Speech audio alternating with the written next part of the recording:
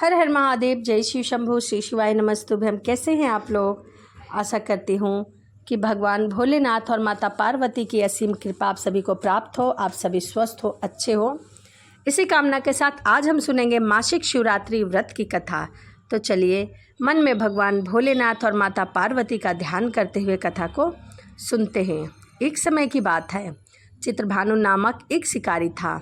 उसका काम था जानवरों की हत्या करके और अपना और अपने परिवार का पेट पाला करता था।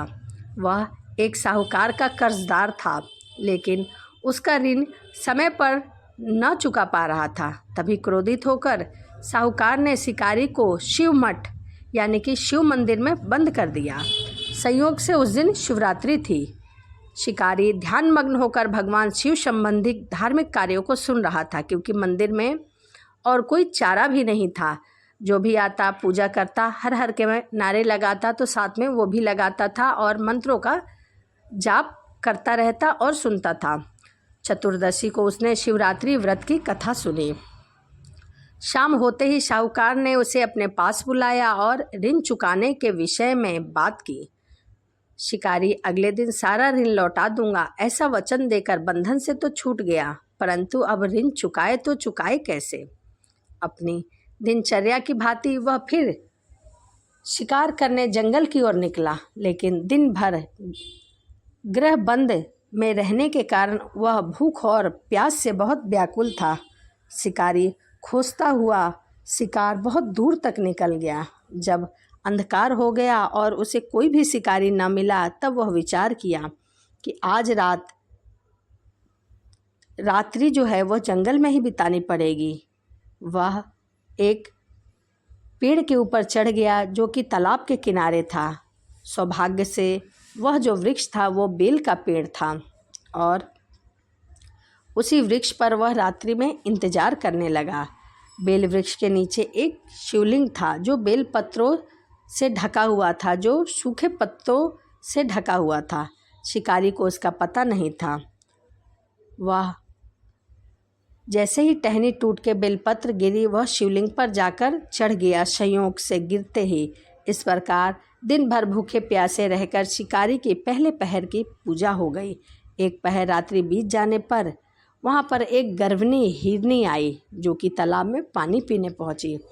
शिकारी ने धनुष पर तीर ज्यों ही चढ़ाया, प्रत्यंचा खींची। हिरनी बोली कि मैं गर्भनी हूँ, मैं गर्भ से हूँ, शीघ्र ही प्रसव करूँगी। तुम एक साथ दो जीव की हत्या करोगे तो तुम्हें महापाप लगेगा, जो कि ठीक नहीं है।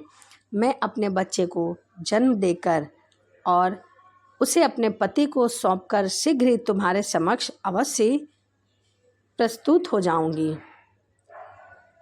शिकारी की प्रत्यंचा ढीली कर दी और हिरनी जंगल की झाड़ियों में जाकर लुप्त हो गई। प्रत्यंचा चढ़ाते समय कुछ बेलपत्र के पत्ते फिर टूटकर शिवलिंग पर जाने अनजाने में ही चढ़ गए। इस प्रकार उसकी दोबारा पूजा हो गई। कुछ देर बाद एक और हिरनी उधर आई। शिकारी को प्रसन्नता का ठिकाना न था। उसने सोचा कि जैसे ही हिरनी को मारूंगा तो पेट भर के मांस खाऊंगा, क्योंकि पूरे दिन से मैं भूखा हूँ। तब शिकारी को आता देख हिरनी ने विनम्रतापूर्वक निवेदन किया कि हे शिकारी, मैं थोड़ी देर पहले ऋतु से निवृत्त हुई हूँ, कामातुर विरहिणी हूँ, अपने प्रिय की खोज में भटक रही हूँ। मैं अपने पति से मिलकर शीघ्र ही तुम्हारे पास आ जाऊँगी। शिकारी ने उसे भी जाने दिया। 2 बार शिकारी ने शिकार खोकर उसका माथा ठनक गया। वह चिंता में पड़ गया। रात्रि का आखिर पहर बीत रहा था। इस बार भी धनुष से लगकर कुछ बेलपत्र शिवलिंग पर जा गिरे और उसकी दूसरे पहर की भी पूजा संपन्न हो गई। तभी एक अन्य हिरनी अपने बच्चों के साथ उधर से निकल रही थी। शिकारी के लिए वह स्वर्णमयी अवसर था। उसने धनुष पर तीर चढ़ाने में देर नहीं लगाई। वह तीर छोड़ने ही वाला था। तभी हिरनी बोली कि हे शिकारी, मैं इन बच्चों को उनके पिता के हवाले करके लौट कर आ रही हूँ, तब तो मुझे मार लेना। शिकारी हंसा और बोला, सामने आए शिकार को छोड़ दूँ? मैं क्या तुम्हें मूर्ख दिखता हूँ? इससे पहले भी मैंने 2 बार अपना शिकार खो चुका हूँ और मुझे भी बहुत भूख लगी है। मेरे भी बच्चे भूखे हैं और प्यासे हैं, मेरा इंतज़ार कर रहे हैं। हिरनी ने उत्तर में कहा, तुम्हें अपने बच्चों की ममता सता रही है, वैसे ही मुझे भी अपने बच्चों की ममता है।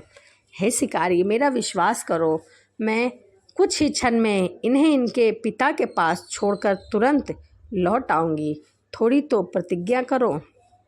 हिरनी का दुख भरा स्वर सुनकर शिकारी को उस पर दया आ गई और उसने उस मृगनी को जाने दिया।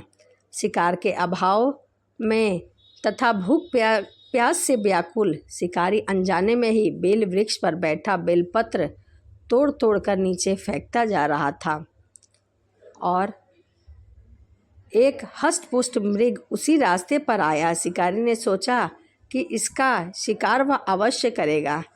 शिकारी की तनी प्रत्यंचा देखकर मृग विनती स्वर में बोला, हे शिकारी, यदि तुमने मुझे पूर्व आने वाले 3 मृगनियों तथा छोटे छोटे बच्चों को मार डाला है तो मुझे भी मार डालो। विलंब न करो ताकि मुझे उनके वियोग में एक क्षण का भी दुख न भोगना पड़े।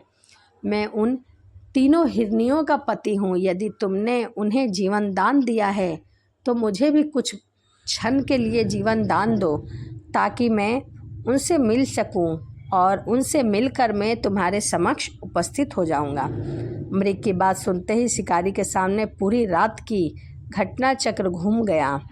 उसने सारी कथा मृग को सुना दी। तब मृग ने कहा, मेरी 3 पत्नियां जिस प्रकार प्रतिज्ञाबद्ध होकर गई हैं, मेरी मृत्यु से अपने धर्म का पालन नहीं कर पाएंगी। अतः जैसे तुमने उन्हें विश्वास पात्र मानकर छोड़ा है, वैसे ही मुझे भी जाने दो। मैं उन सबके साथ तुम्हारे सामने शीघ्र ही उपस्थित होऊंगा। मैं अपनी हिरनियों से मिल तो लूँ। शिकारी ने उसे भी जाने दिया। इस प्रकार प्रातः काल हो गई। उपवास, रात्रि जागरण तथा शिवलिंग पर 3 पहर की पूजा भी जाने अनजाने वश पूर्ण हुई, पर अनजाने में ही की हुई पूजा का परिणाम उसे तत्काल मिला। शिकारी का हिंसक हृदय निर्मल हो गया। उसने भगवत शक्ति का वास हो गया उसके हृदय में। उसने शिकार करना छोड़ दिया। थोड़ी ही देर बाद मृग सपरिवार सहित शिकारी के समक्ष उपस्थित हो गया ताकि वह उनका शिकार कर सके, किंतु जंगली पशुओं की ऐसी सत्यता, सात्विकता एवं सामूहिक प्रेम भाव देखकर शिकारी को अपने आप पर बहुत ग्लानि महसूस हुआ। उसने मृग के परिवार को जीवन दान दे दिया। अनजाने में शिवरात्रि का व्रत किया, शिवलिंग पर 3 पहर की पूजा की और जागरण किया। इससे शिकारी को मोक्ष की प्राप्ति हुई और वह सभी सुखों को भोगकर शिवलोक को प्राप्त हुआ। तो यह मासिक शिवरात्रि व्रत की कथा थी। वीडियो आपको कैसी लगी कमेंट में हर हर महादेव लिखना ना भूलें। तो चलिए इसी के साथ वीडियो को समाप्त करते हैं और मिलते हैं अगली वीडियो में। सभी को हर हर महादेव। जय शिव शंभू। श्री शिवाय नमस्तुभ्यम।